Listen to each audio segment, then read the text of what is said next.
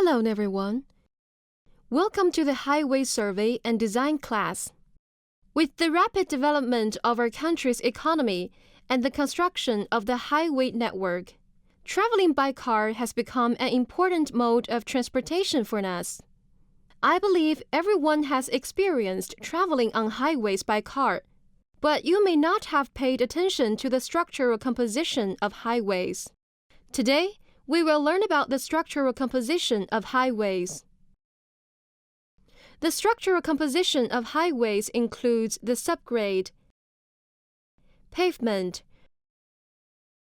bridges and culverts, tunnels, and roadside facilities, etc. The subgrade is not on the surface of the road. It is below the pavement, constructed as a strip-like structure according to the location of the route and certain technical requirements.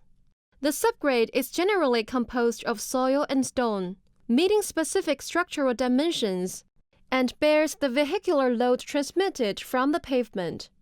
The subgrade makes the highway continuous, forming the part that vehicles and pedestrians use. The main function of the subgrade is to bear the vehicular load transmitted from the pavement and to support the pavement. Its strength and stability are prerequisites for ensuring the strength and stability of the pavement. Improving the strength and stability of the subgrade can appropriately reduce the thickness of the pavement structural floor, thus lowering costs. Once the subgrade becomes unstable, the consequences can be significant, ranging from traffic disruptions to casualties.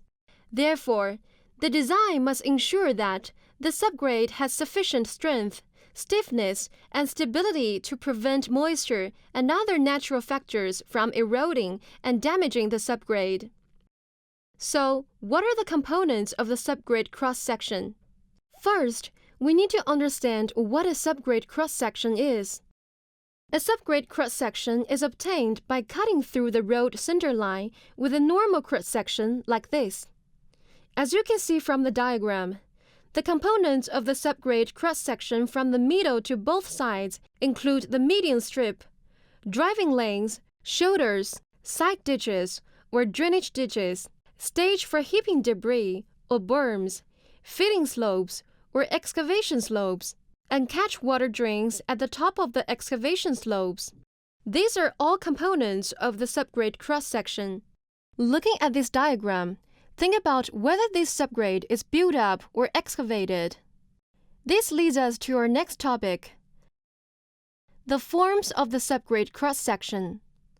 The forms of the subgrade cross-section typically include three forms: embankments, cuttings, and half-fill and half-cut subgrades.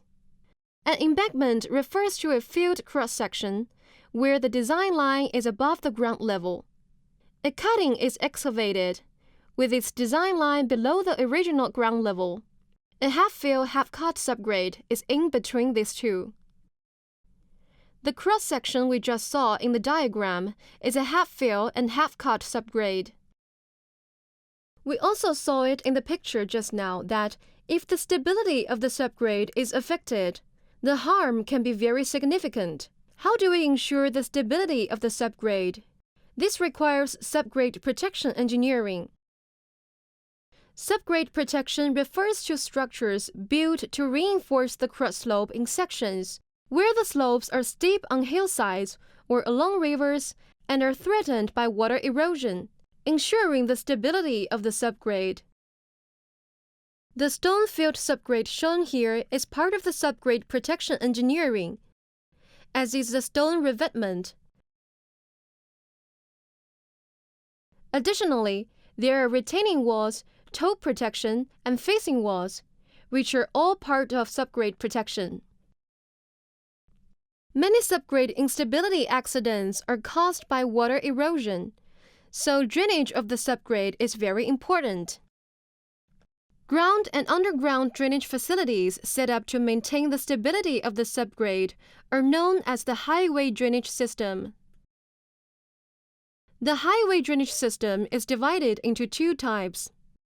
According to the direction of drainage, It can be divided into longitudinal and transverse drainage systems. Common longitudinal drainage systems include side ditches, catchwater drains, and drainage ditches, while common transverse drainage systems include chambers, bridges and culverts, permeable embankments, water crossing pavements, rapid flow channels, and water channels. According to the location, it can be divided into surface drainage and underground drainage. Surface drainage is used to remove rainwater, standing water, and external water that may harm the subgrade. In areas with high groundwater levels, underground drainage systems should also be installed, with blind ditches being common underground drainage structures. Besides the subgrade, the pavement is another component of the highway structure. Pavement, which we are very familiar with, is the part that comes into contact with the tires of vehicles traveling on the road. So what is pavement? Pavement is a structure layered with various materials on the surface of the subgrade, providing a safe and comfortable surface for vehicles to travel at certain speeds. I believe everyone has seen black asphalt roads and light gray cement pavements. Why are there such differences? This involves the classification of pavements. So, how is pavement classified? Pavements are classified into high-grade, sub-high-grade, medium-grade, and low-grade pavements based on their performance, material composition, and structural strength, and into flexible and rigid pavements based on their mechanical properties. Flexible pavements are presented by asphalt pavements, while rigid pavements are represented by cement concrete pavements. For safe and comfortable driving, roads must be designed with adequate strength, stiffness, smoothness, roughness, stability, durability, and low noise performance. The structural floor is not just the surface we see. It is layered with various materials on the surface of the subgrade to ensure the safety and comfort of the vehicles traveling on it. Due to the diverse topography and landforms in our country, highways inevitably have to cross mountains and rivers during construction. Structures used to cross rivers, river valleys, and other obstacles on roads are called bridges and culverts. When the single span length of a bridge or culvert is greater than or equal to 5 meters, or the total length of multiple span is greater than or equal to 8 meters, it is called a bridge. Otherwise, it is referred to as a culvert. China is a major country in bridge construction, with many representative projects already completed. You can pay attention to typical bridge projects in China through online news and videos. Bridges are an important component of highway structures. We just mentioned that when roads cross rivers and river valleys, bridges and culverts need to be constructed. Structures built through mountains or within geological layers for highways are called tunnels. Tunnels avoid the need to traverse mountains and can shorten distances, ensuring quick travel. They are one of the special structures used in mountainous highways. Tunnels are classified into open and closed types based on the construction method. Open cut, constructed by excavating rock and then building a shed or arch-type open tunnel body before covering it with soil. Open tunnels are commonly used in areas with poor geology or thin soil layers. Can you identify which of the two pictures shows an open tunnel and which shows a closed tunnel? Tunnels are also classified by length into extra long, long, medium, and short tunnels.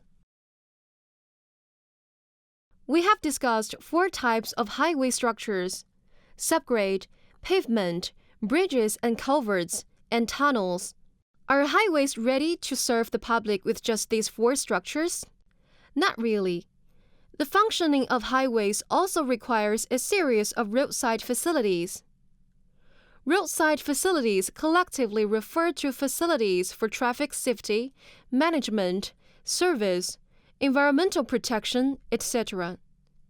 Along the highway, including traffic safety facilities, traffic management facilities, protective facilities, parking facilities, ferry docks, roadside buildings, and other facilities, as well as landscaping. Traffic safety facilities are set up to ensure the safety of drivers and pedestrians and to fully utilize the function of highways. The pedestrian underpasses, overpasses, and signs we commonly see are traffic safety facilities. Traffic management facilities are various facilities set up to maintain good traffic order and prevent accidents, including highway signs, road markings, etc. I guess you're familiar with these highway signs. The directional signs, prohibition signs, warning signs, and indication signs we see on highways are all traffic management facilities. The continuous white lines, dashed white lines, white arrow guidance lines, and continuous yellow lines we see on the highways are also traffic management facilities. Roadside facilities also include protective facilities. Protective facilities are set up to protect against landslides, mudslides, falling rocks, landslides, snow accumulation, avalanches, and other hazards on highways, such as snow protection corridors to resist snow accumulation and avalanches, and structures to prevent landslides. To facilitate passengers and ensure safety, parking lots, bus stations, and turnaround lanes need to be set up at appropriate locations along the highway. For lower-grade highways with less traffic, it is not suitable to build bridges to cross rivers, lakes, and reservoirs. In such cases, ferry docks can be set up.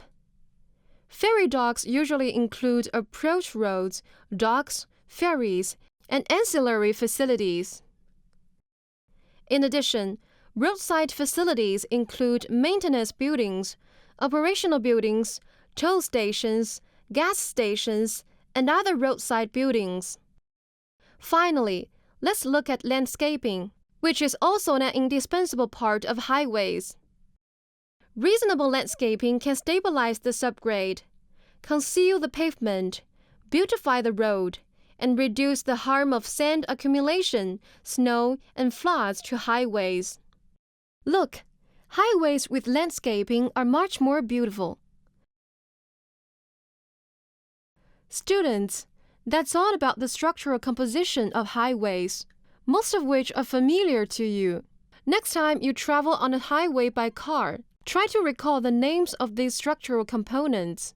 Today's lesson shows that the content of highway survey and design is closely related to our lives. Please be observant in your daily life.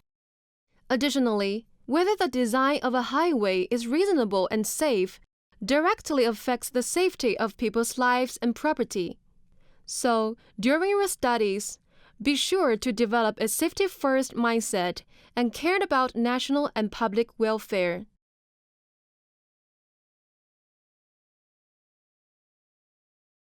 That's all for this lesson. Goodbye.